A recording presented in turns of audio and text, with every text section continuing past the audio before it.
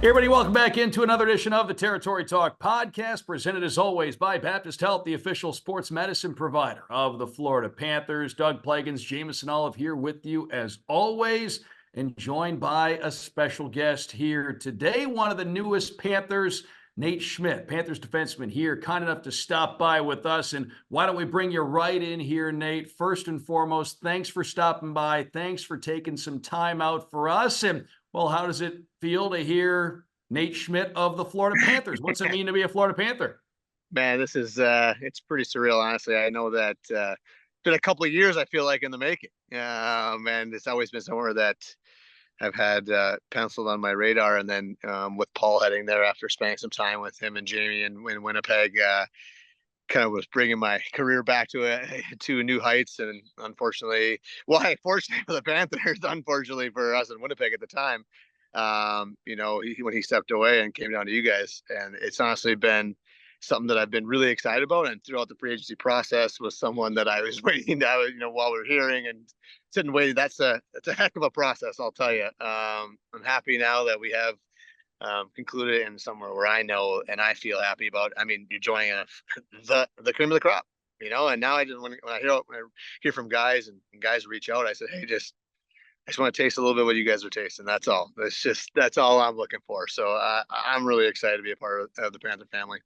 And Nate, looking at your shirt, it looks like you're ready for South Florida, like right now. Where are you on the golf course? Where are you right now?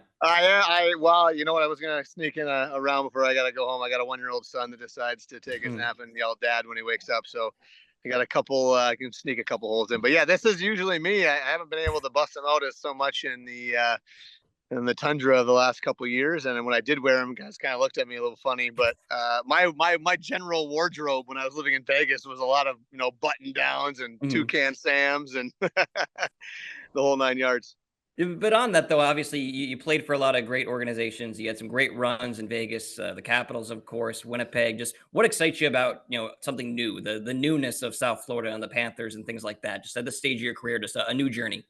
Yeah, and you always kind of been watching from afar. I know I mentioned it earlier, and seeing what this team has been climbing through the years. I mean, I played him back in the beginning of Sasha Barkov's start of his career, right when I was in Washington, and just kind of always keeping an eye on how this team has grown and watch it. It's actually been kind of fun. I've been out west, right? So it's a little bit more a little bit more fun to watch the teams in the East. You're not rooting against them as much as you're rooting against the teams in the West.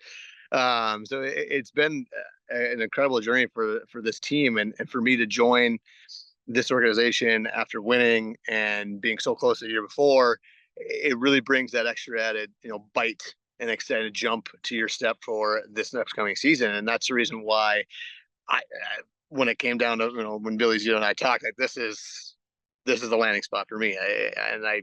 I've seen guys be able to jumpstart their careers, and seeing what it does for players and how guys are treated in the new facility. I mean, there's no real ceiling for this organization right now, which is fantastic.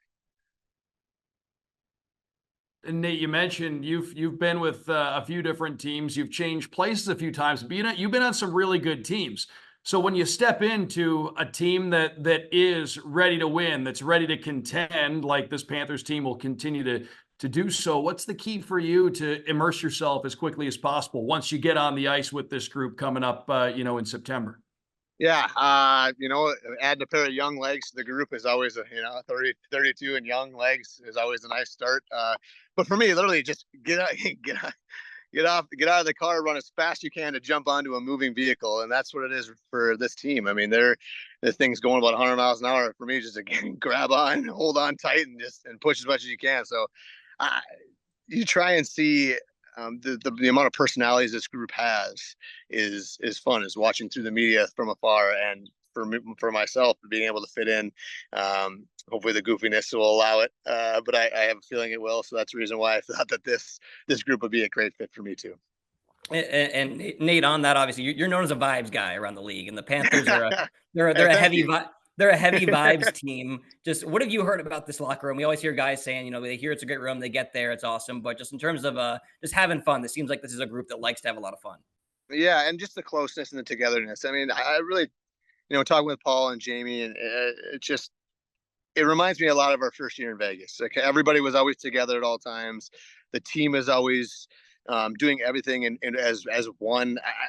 Going to dinner, going out to somebody's house for a birthday party. Everybody shows up. I mean, that's kind of the culture that I felt like we had in our first year in Vegas, and I didn't think was really easily repeatable. And I've heard nothing but the same when I'm listening to Paul talk about the group, listen to guys talk about the group.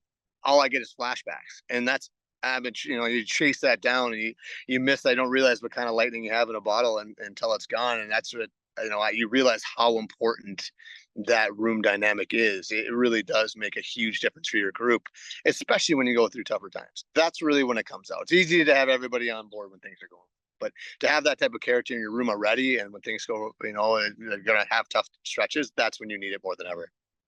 And Nate, you've mentioned playing for Paul Maurice a bit before. How much does it help coming in, knowing the expectations from the head coach, but also how much do you enjoy? And you touched on a little bit, but the opportunity to be able to play for Paul again. Yeah, Paul runs a tight ship, but he also lets the guys play. And I think knowing that about him beforehand, knowing the train camp's going to be a grind, knowing that when you come out on the other side, you're ready for the year. And that's what I love about Paul. And I think that he does a really great job with his team. And when I played with him just a short while, is you just knew where you stood. You know exactly what you want out of you every night. And that just makes it easy. It makes it easy to go out there. I always say, when you don't think, you play way better. You don't have to realize where you're going on the ice. You don't have to react to anything. You can just go out and play. And that's why I'm excited to see him again. And I think his expectations of myself and the rest of the group are at the highest level, and they should be. I mean, there's nothing else you can ask for your group in order to go out there and do it again. And that's what he's asked of me to come in and have that additional energy and additional push, because it is something that, I mean, it's tough, but it's anything worth doing is overdoing, right? And Nate, I got two more for you. First one, I'm going back to something you said earlier. You said you felt like this was a long time coming.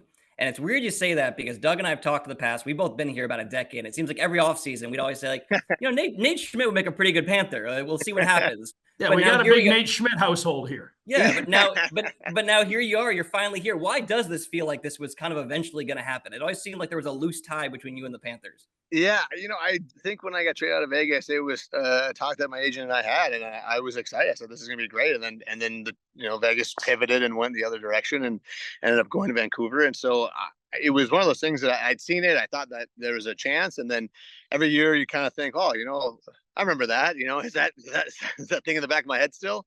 And for the team to be where they are now, and for the free agency to work out the way it did, I couldn't have been happier and more blessed to feel that way. And then last one, we have we have obviously a lot of time to get to know you. You haven't even got here yet. We got a full season ahead, but I did some digging. I was looking for something personal about you. And one thing I found, and you have to confirm this, is, are you a big Nintendo 64 guy? Yahoo! Wow, there we go. Yeah, love it. So give me a quick top 3 N64 games. I know fans will enjoy that. Oh gosh, you know what? I'm really into Mario Kart. Has been my number one forever, but I got really into Mario Tennis. It's a lot more fun to play 4-player. Mario Golf is okay. I love Super Smash Bros. Though, so it's really hard for me to turn those three away. I mean, tennis, kart, Smash Bros. Those are my three in order. This is a big poker team, and if you can make it more of an N64 Smash Bros. Team, I know we'll really appreciate that. So we look forward to seeing money being bet on N64 seems a little scarier than money bet on poker. It make for a good story. We'll wait and see on this one. Sounds good. Well, I can't wait to learn more about that. Nate Schmidt, our guest here on Territory Talk. We'll bring it back to the ice for one more thing here before we let you get going. One thing we talked about a lot was the fact that you come in with 76 playoff games under your belt. How far does that experience go, not only for a player as you go through your career, getting that experience playing those big games, but also how hungry does it make you when you play that many playoff games? You've tasted a small bit of it, it really does leave something in your mouth, and that want is greater than ever. I mean, everyone says, "Oh, we'll get them next year." It doesn't always happen that way, and I think that is something that drives me more than anything. And I always find that, my knock on me in college was always, "Oh, he only shows up for big games." When you play in the NHL, 82 games is 82 games. Like, you got to play the same 2 points that are worth the same every night. But in the playoffs, it brings an extra added element. And that's why I always find that time of year is me. And that's the way I love getting in there. I find that it doesn't get too big or too emotional for me. I love it. I love, you get in there, you just got to take a deep breath and just soak it all in and find that this is the reason why you play. I mean, you step on the ice for game one of the playoffs and you're like, this is the reason why we play. Money aside, your little kid comes back out again. I get goosebumps thinking about it. And like, your little kid comes back out again and says, hey, like, this is why you play. This is why you strap up your skates since you were 3 years old.